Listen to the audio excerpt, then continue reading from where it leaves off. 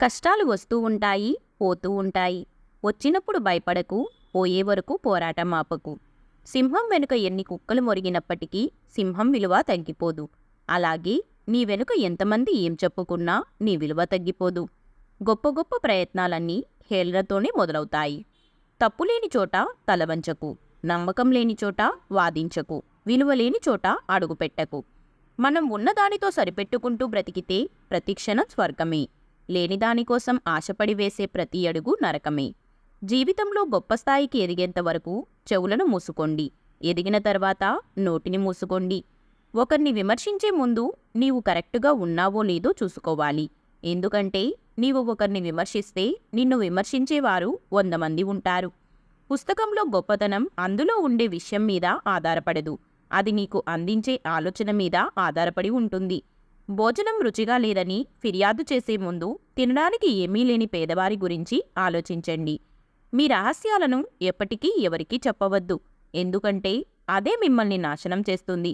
మీ వద్ద ఉన్నంతసేపు రహస్యంగా ఉంటుంది, ఇతరుల చెవున పడ్డాక హాస్యంగా మారుతుంది. నీరు లేని బావి దగ్గరికి, డబ్బు లేని వ్యక్తి దగ్గరికి ఎవరూ రారు. అలాగే ఆకులు రాలిన చెట్టును, అవసరం తీరాక మనిషిని ఎవరూ పట్టించుకోరు. దెబ్బతిన్న పులి అవకాశం కోసం ఎదురుచూస్తుంది. అలాగే ఓటమి చెందిన వ్యక్తి కూడా కసితో గమ్యాన్ని సాధించుకోవాలి.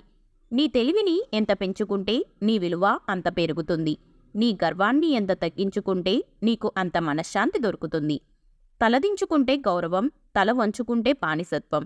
అర్హత లేని వాళ్ళకి గౌరవం ఇస్తే వాళ్ళు నిన్ను బానిస అనుకుంటారు. రెక్కలు వచ్చాక ఎగరడంలో తప్పులేదు, కానీ ఆ రెక్కలకు ప్రాణం పోసిన వారిని వదిలేసి ఎగరడం ఖచ్చితంగా తప్పే. ఆవేశాన్ని అదుపులో పెట్టుకొని అరవటం తగ్గించి ఆలోచించడం మొదలుపెడితే అవతలి వాళ్ల బాధ ఏమిటో అర్థమవుతుంది. ఎవరూ కారణం లేకుండా మౌనంగా ఉండరు. కొండంత బాధ ఒక్కోసారి మాటల్ని పైకి రానివ్వకుండా తొక్కిపెడుతుంది. ఏమీ ఆశించకుండా నీ పని నువ్వు చేసుకుంటూ వెళ్ళు, ఏదో ఒకరోజు శాసించే స్థాయికి వెళ్తావు. జీవితం దేవుడి ఇచ్చిన వరం, దానిని నువ్వు సంతోషంగా అనుభవించు. నిన్ను నమ్మిన వారికి సంతోషాన్ని పంచు. మనిషి ఆనందంలో శిశువు అవుతాడు, ఆవేశంలో పశువు అవుతాడు. అందుకే ఆవేశం అనేక అనర్థాలకు దారితీస్తుంది. వ్యక్తిత్వం అనేది వెలుగుతున్న దీపంలా ఉండాలి.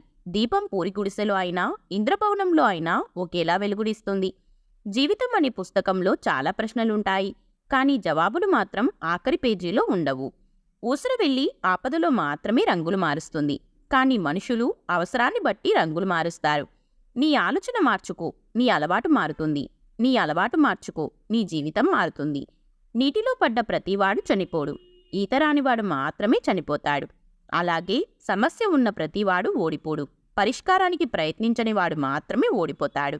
ఎవడి జీవితం వాడికి బరువే, పక్కనోడి జీవితమే తేలిక, ఎందుకంటే వాడి జీవితాన్ని వీడు మోయడు కనుక. పనివంతుడు పనిని విశ్రాంతిగా భావిస్తాడు, బద్ధకస్తుడు విశ్రాంతిని కూడా పనిగా భావిస్తాడు. ఒక వృత్తిలో ఉన్నత స్థానానికి చేరుకోవాలంటే ముందుగా ఆ పని మీద మనకు ఇష్టం ఉండాలి. ఎక్కువగా పట్టించుకుంటే ప్రతి ఒక్కటి బాధిస్తుంది. కొన్నింటినైనా వదిలేస్తే ఉన్న ప్రశాంతతైనా మిగులుతుంది.